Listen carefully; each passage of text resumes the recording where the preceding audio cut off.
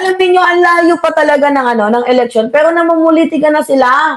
Oo, tas ngayon galit na galit sila dito kay Lenny, galit na galit sila dito kay ano, kay,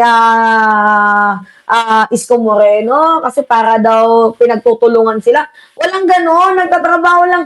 Alam niyo may nakita akong post, ito pakita na lang natin sa inyo mga minamahal. Itong si Robredo at itong si Leni Robredo ay nakikipagtulungan sa Marcos administration para sa kanilang mga lungsod. Ngayon na nangyayari mga minamahal, pinupuksan ng mga DDS na maka-Marcos yung mga yellowish, balimbing itong si Isko Moreno. Hindi pagiging balimbing yun. Sa totoo lang mga minamahal, kumpara naman sa ikabubuti ng taong bayan at yan po yung tinatawag na public servant. Hindi sila politiko, public servant sila. Tama nga naman na makipagtulungan sila sa Marcos administration. Huwag mamulitika. Di ba mga minamahal, yan naman yung tama. Itong si PBBM, hindi niya naman dinadamay yung Bicol, yung Albay, ni Leni Robredo, hindi niya pinupolitika, tinutulungan niya pa nga. Ganon din kay Isko Moreno, hindi niya dinadamay, hindi niya pinupolitika, tinutulungan niya pa nga. Di ba magkalaban sila ng panahon ng eleksyon? Di ba mga minamahal, sila-silang magkakalaban sila ng panahon ng eleksyon. Tama na ang politikahan. Itong mga DDS lang naman ang mahilig talagang mamulitika na dapat hindi naman. Di ba kaya ngayon ang gagalaiti sila sa galit? Kasi good job itong si Moreno at itong si Leni Robredo dahil nakikipagtulungan sa ating pamahalaang gobyerno. Ngayon tinitira nila si Leni, lugaw daw. Ngayon tinitira nila si Moreno, addict daw. 'Di ba? May scandal daw. Diyos ko naman. Thank you, Eric De La Cruz. So, okay. Panoodin natin to ha, mga minamahal. Sampal to sa mga DDS. Masakit to, syempre. Sa mga DDS na makita nila na nakikipagtulungan ang Marcos administration dito sa dito kay Lenny at kay Isko Moreno. 'Di ba? Parang ang feeling kasi nila inabando na sila. Ano sila abandonahin? Wala silang ibang ginawa kundi mamulitika. Gets ninyo, mga minamahal? Sige, continue tayo. Ng administrasyon, lalong pinalalakas ng administrasyong Marcos ang pakikipagtulungan nila sa mga lokal na pamahalaan, partikular sa lungsod na mga minsang nakalaban ni Pangulong Bongbong Marcos sa eleksyon. Pero yan yung sinasabing trabaho lang. Walang personalan, walang politikahan. Ito kasing sila Sara, namumulitikan. Layo pa nga ng eleksyon eh. Di ba? Layo pa ng eleksyon. Diyos niyo naman. ang pamahalaan, trabaho lang. Walang halong politika. Nasa frontline ng balitang yan, si Maricel Halili.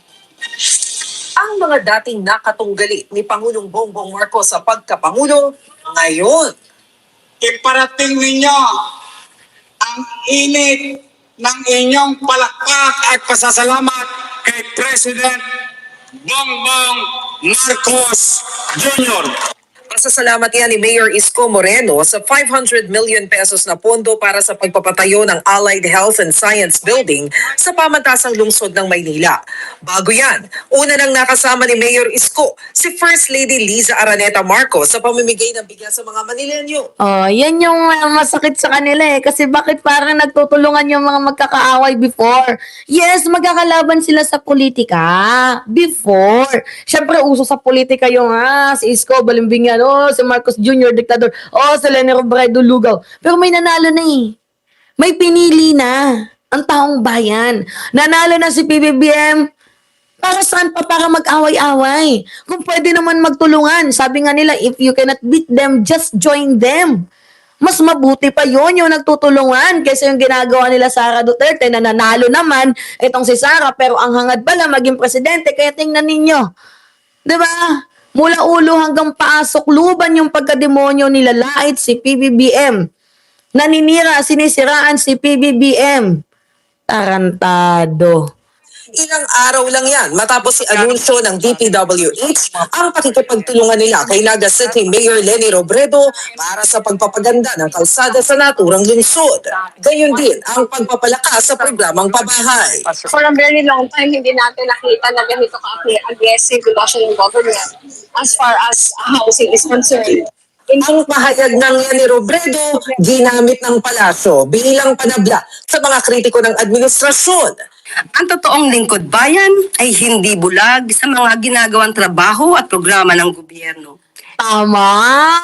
Oh, nagparinig na si Jose Claire Castro kay Vice President Sara Duterte. Ang totoong public servant ay hindi bulag sa mga nakikita niyang trabaho ng gobyerno. Hindi puro pambabatikos kasi to be honest, mga minamahal ng panahon ni Rodrigo Roa Duterte, walang ganun. 'Di ba yung tinatawag na yung pabahay? Yung mga pabahay nila iniwan nilang walang bahay. Iniwan nilang poste lang, hindi na itinuloy. 'Di ba kaya ngayon nanggagalaiti sila kasi yung pabahay nila si PBBM ang tumupad. At mismo si Robredo ang witness. Witness si Leni Robredo, mga minamahal, sa eksenang ganap ng ating presidente. 'Di ba? Oh, shout out sa iyo, Zara Force, Remy Rivera. Hindi naninira para sa pansariling pag-angat at hindi ginagawang katatawanan ang kalusugan, buhay o kamatayan ng isang tao.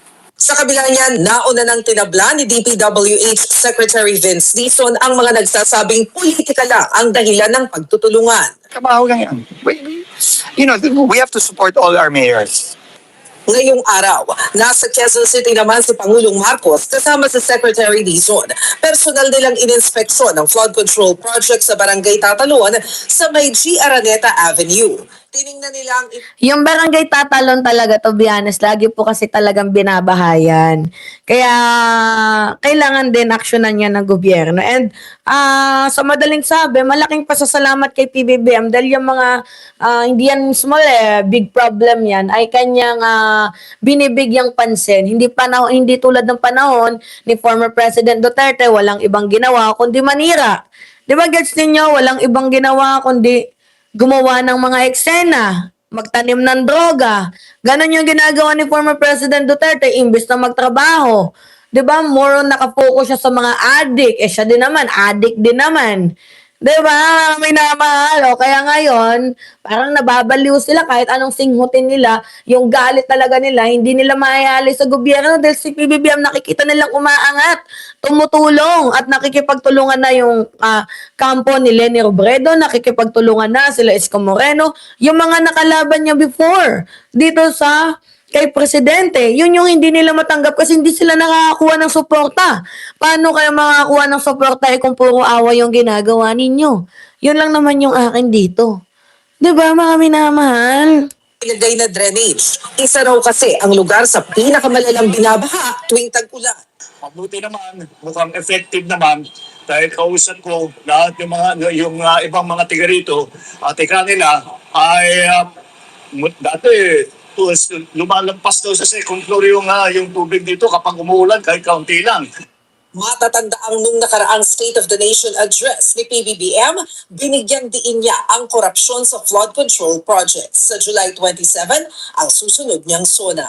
Nagbabalita mula sa Frontline, Maris. And I think sa next zona ni PBBM, mame-mention niya na yan dyan, yung paninirang puri ni Sara Duterte. Itong si Sara kasi, sa totoo lang sabi na nag-comment dito, ni Camilio Bobis, hindi kasi nag-iisip din itong si Sara na siya rin ang sumisira sa kanyang career. Tulad ng paninira niya sa administrasyon, puro pasyal kung saan, puro inventong kwento. Tama, yun yung ginagawa ni Vice President Sara Duterte, kaya nagre-reflect lang din sa kanya yung mga ginagawa niya. Di ba, mga minamahal?